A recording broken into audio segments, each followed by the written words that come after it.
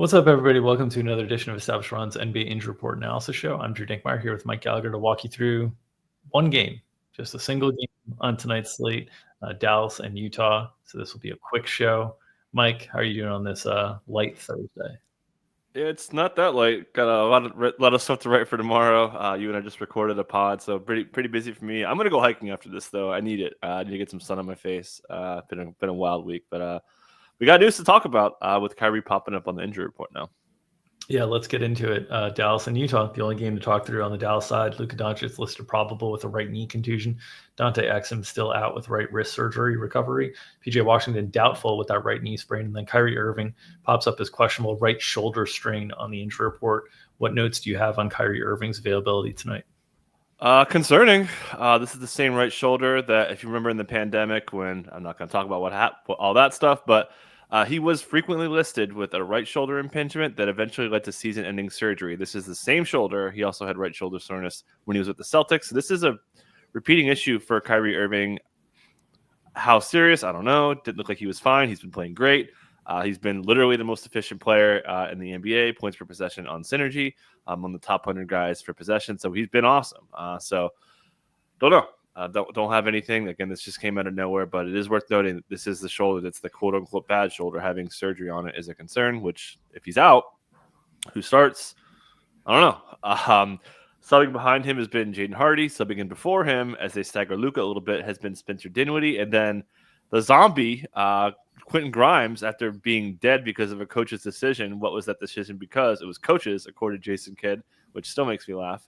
So I think those are the three contenders.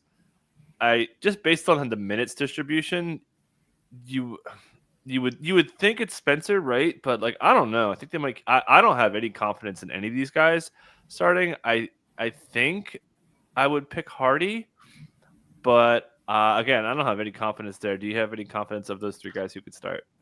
I think it would be Hardy. But the main reason I think there is like Spencer is a little bit more size-wise, just a little bit more of a replica of Luka, and Hardy is a little bit more of a replica of Kyrie, just size-wise. And so I think it makes sense to kind of adequately distribute your size in the backcourt instead of like kind of like have the lineups with Luka and Spencer, and then lineups with just Hardy back there and Grimes. Like it's just not as big of a backcourt. So I think that makes the most sense, but certainly unclear. And then, who else could this potentially bring back into the rotation? We saw Maxi Kleber has not played since being listed available. Could he kind of get back in? Quentin Grimes last game came out of nowhere, but matchup with Steph, was that the influence on that? It took minutes from Najee Marshall in that one. So there's kind of a lot of moving parts here in terms of how this could have potential ripple effects. But I think Hardy would be the player that would slide into the starting lineup. Don't feel confident in that. Yeah, I would agree. And then just to add some other notes, Luka Doncic, we saw him limping around out there, really 2 games in a row now. You mentioned listed with a knee contusion, was asked after the game, what's bothering him the most? He said, quote, "I'm fine." And that was the end of that question. So yeah, we've done this, 3 years now? Luka just always taking leg injuries because of how he plays. He just draws so much contact that it puts himself in harm's way. But I mean, hey, he was tagged last game, played 41 minutes, tagged before that with a Q tag, played 38, 39 minutes. The guy just, we're done. Well, we're done dinging him. Like Luka questionable tag. I don't care what it is. It'd be like half a head questionable. And like, we're still not going to take minutes off him. So, but yeah, so expect him to go. You mentioned PJ Washington doubtful again. So he should be getting close, but they doubtful tagged him last time. So maybe that's a, Mark Williams situation. We don't know. Former Hornet, maybe he took that with him. But yeah, he'll be likely out. It is somewhat encouraging. He's getting doubtful now, but Najee Marshall should start. As you mentioned, Quentin Grimes came back to life after the game. Jason Kidd said he kind of did the right things. He brought energy, all that good stuff, and he did play pretty well in this game. So you would think Grimes is in there again after being completely buried. The minutes were going down and down and down, and to have that we're right back up to 29 was something, I mean, nobody expected. That was quite wild. Yeah. Do you think that was matchup specific? Like, I think that's the biggest question mark because like Najee Marshall, what defensively is a better fit for kind of like one-on-one, heavy bigger offense. wing Yeah. score, like not kind of screen navigation, chasing. That's more of stuff Quentin Grimes is better at between the two of them. Do you think that is the primary reason here? Do you think that changes with the matchup with Utah, who's got Larry Markkinen as kind of a primary bigger scorer that you have to guard and defend? Because we'd seen Najee Marshall, it seemed like his minutes were very, very safe before, but then they get cut out from under him in this specific matchup. Yeah. Do you think that is matchup driven, or do you think that is go with the flow in terms of who's playing best between these bench pieces that are getting elevated here?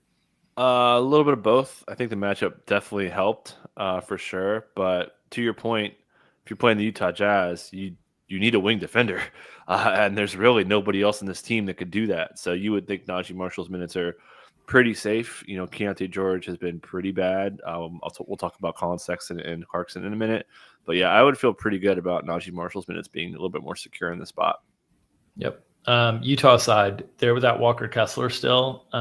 Right hip bursitis is the listing. They have an available tag once again on Colin Sexton with that finger issue.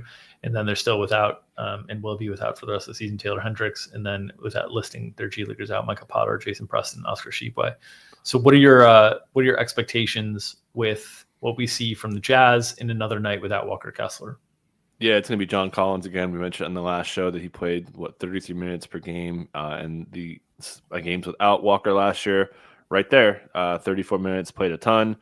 I was actually sweating my 13.5 stale line that I got on Collins, and he shattered it. So shout out to him. He'll be pretty busy out there.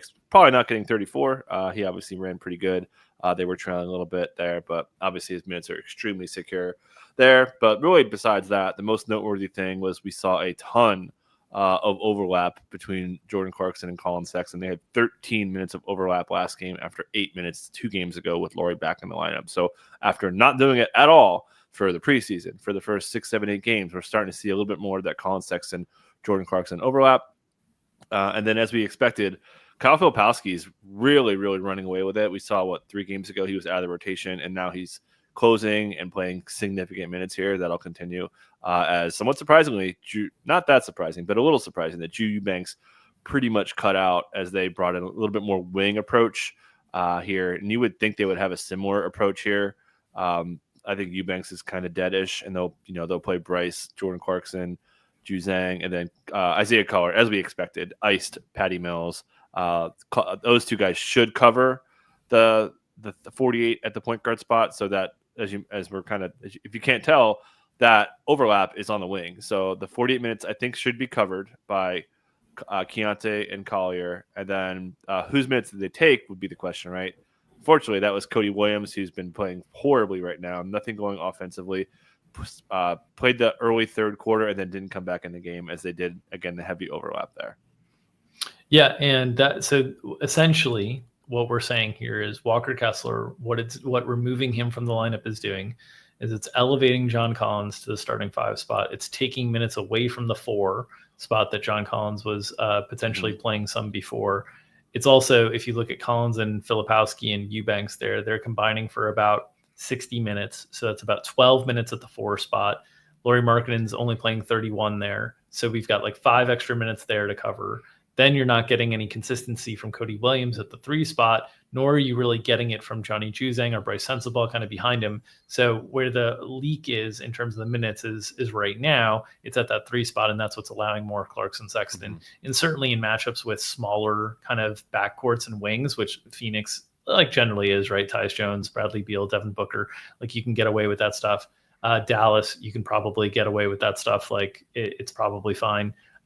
Teams that are going to be bigger backcourts, bigger wings, it might be harder to get away with that stuff.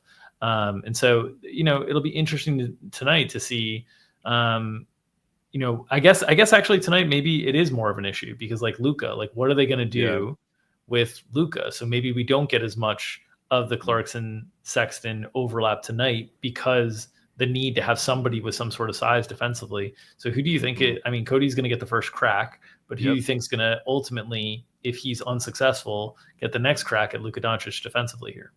And then should also note, they were trailing this whole game, and it's on the screen, so that's got to be part of it too. So you would think if it's competitive, and maybe it won't be with that. So Colin Sexton has guarded on ball before, but they aren't doing it nearly as much. That was too small for sure. So I guess it's got to be Cody, right? Like, there's nobody else. Like, Juzang doesn't do that. Bryce Sensabaugh does. Literally nobody else in this team that does that. So I think Cody could have a little bit more minute ceiling if he gives them something offensively, which hasn't been happening at all. Yeah, it's tricky, but the thing is, like, if they have nobody else that they're comfortable with, it might not matter if he's not giving them anything offensively. Yeah, it might just be like, hey, go hang there as long as you can. And we've seen, like, Luka's playing 40 minutes a night, so it's not like. So we might be long way of saying we might be going from 15 Cody Williams minutes to like 35 Cody Williams minutes simply because they have nobody else matchup wise to deal with things. Now, if Kyrie's out, things get a little bit easier on that front in the sense that you can start shading more help and trapping and doing different things that overcome size related issues there. But if Kyrie's in, you can't really do that stuff with Dallas. It becomes really, really challenging. So that's something to monitor with Utah tonight, is how they try to deal with the Luka Doncic problem, because they don't have any real answers for it. Most teams don't, but they really don't. Yeah, they're on ball. That's I've been calling it guard heaven. Every time I write matchups, we talk about it. They just have horrendous on ball defense right now. They've actually been better pick and roll coverage stuff. Shout to Walker Kessler, but it could be a pretty big guard night there. And look at us, one game and we're still going, over 10 minutes. Giving you all the goods here. Yeah. All right. That will do it for this edition of Established Run's NBA Injury Report Analysis Show. As always, if you'd like to support our premium work, you can check out establishedrun.com/subscribe-NBA for all of our premium content and packages. On the DFS side of things, you get Mike Gallagher's matchups column 3 times a week, live shows with myself and Mike 5 times a week, projections for every game, every slate, and of course, extra content from guys like myself, Winky, the Discord. We've got plenty of users kind of sharing information in there as everybody tries to chase. We had another user hit for 100,000 on FanDuel yesterday, turning $500 into 100,000 is a pretty good day at the office. So shout out to Toto Roll. I had a big day in Discord, was shouting us out earlier today. I'd love to see that. And then we're really proud of the work that we're doing on the prop side as well. Always encourage people to read the FAQ if you're interested in joining us there. If you are uninterested in joining us on the premium side and just want to kind of hop along for the free ride, that's cool too. Best way to support our work here is to subscribe to this channel. That helps us feed the algorithm.